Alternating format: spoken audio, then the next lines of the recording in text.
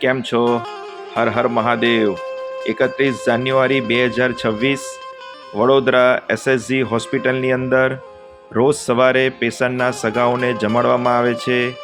આજે જમવાની અંદર ભાત, મગની દાળ, રોટલી, ફરસાણમાં સમોસા, સ્વીટમાં બાસુંદી સાથે પાણી આપવામાં આવે છે.